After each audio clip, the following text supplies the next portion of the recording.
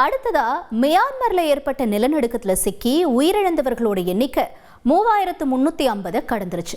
மேலும் 4850 பேர் காயமடைஞ்ச நிலையில இன்னும் 220 பேர் காணாம போனதா அதிகாரிகள் தெரிவிச்சிருக்காங்க.